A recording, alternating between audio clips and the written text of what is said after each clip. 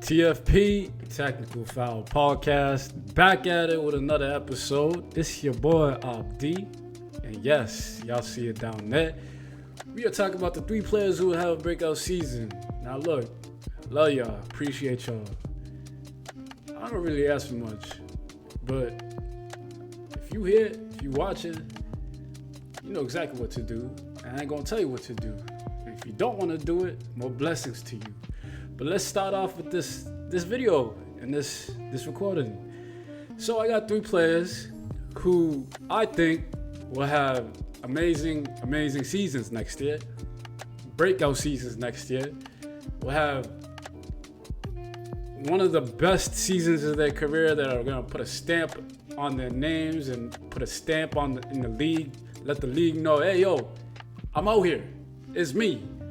Remember me. Player number one, Tyrese Halliburton. You see, last year, the Pacers made a big splash, a big trade, trading away Domantas Sabonis over to Sacramento for Buddy Hield and a promising young guard in Tyrese Halliburton, who was in his second year in the NBA. Now, Halliburton poses strengths that a lot of the people that play his position don't really have. One, his height.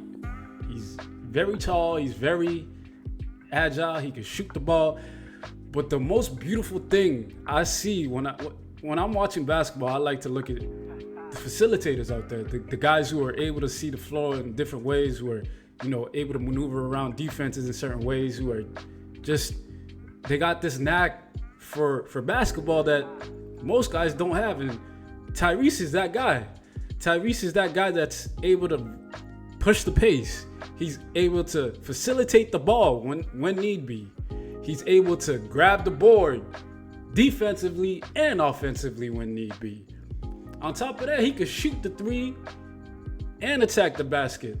All of that in just one guy who's about 6'6", 6'7", tall for his position.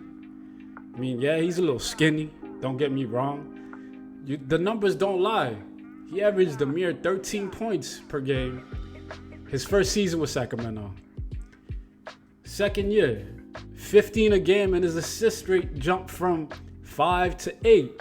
And now he's nearly averaging a double-double in the second year.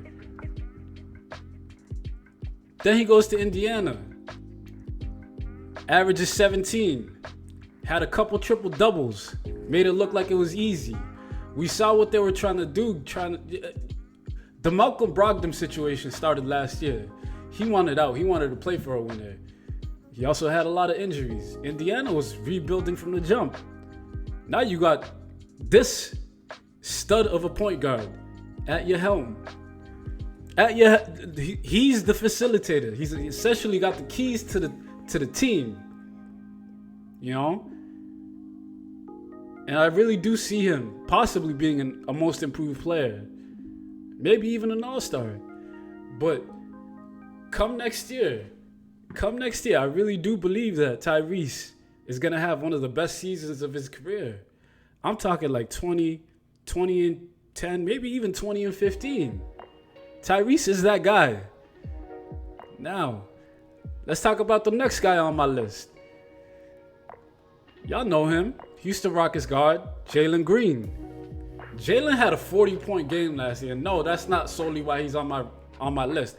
I love this guy. Watching him play, he's got the explosiveness of Russell Westbrook. And then when I watch his game, it really reminds me of a young D Rose and a young Russ. He gets buckets. He creates his shot. Things that people say are easy to do in this league with no defense. Like when you look at errors, yeah, it was much more physical in the past. Yeah, there's a little defense being played here and there. But like to create your shot in today's game, it's probably got to be the most difficult thing. And I think Jalen Green has an amazing knack of doing that. He could attack the basket whenever he wants. His pick and roll game is probably the most underrated part of his game when you really watch him play. I think, honestly, 3 names. Jalen is the guy that could actually really put the team on the platform again. Put the team on the map. Yeah, we them guys because I'm that guy. If he just instills that on a continuous basis, the way he was pretty much doing last year, I think Jalen is going to be one of those guys in this league. He already is in my eyes. In this draft class, I think he's one of the best, if not the best. Still early. I'm talking crazy, most of y'all would say. But I'm going to go on to my next guy. The New York Knicks have had a crazy offseason. Big ups to them for getting Jalen Brunson.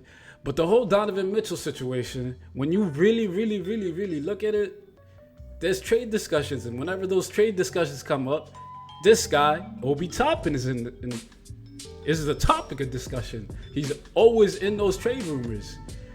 Nevertheless, his game never changed. And with the type of game that he's displayed in college, and then when you look back at the last 10 games of the season last year, and what he was able to do when he was out there for more than 30 minutes a game, numbers really do just speak for itself. New York is lacking consistency from a big. I'm not trying to point fingers at a specific guy right now, but they're lacking that consistency. Obi Toppin is a big who could put the ball on the ground and get to the basket. He's a big who could put the ball on the ground and hit that step back whenever he wants. He creates a shot. He's agile. He's finesse. Obi Toppin is the 3rd player on my list, and he's on there for a reason. Averaging 20 a game, nearly 10 boards the last 10 games of the season just alone tells me that this guy has a potential to either come off the bench at a consistent rate, if Thibodeau goes down that route. I don't know if he ever will. But, I mean, look at this. Look at this solid player that I'm talking about right now, where it's like, yo, you put me in 30 plus minutes a game, there's going to be production. There is going to be production. The plus minus rate is going to get up there. Give a brother like this a chance, and I don't see why he won't be able to have a breakout season. All he needs is that 30 minutes or more. All he needs is for the entire organization to say, yo, give me this chance. Let me come off the bench if y'all don't believe in me. He's already proved himself, in my opinion. But he's on my list just solely because of those last 10 games. You know, so those are my 3 players. Yo, I appreciate y'all for, listening. I ain't gonna ask you what to do. If you know, I appreciate you. If you don't, more blessings to you. There will be a new drop coming out. I'll let y'all know on my next episode, but there will be. I'm in the works of getting something out. I appreciate y'all for supporting.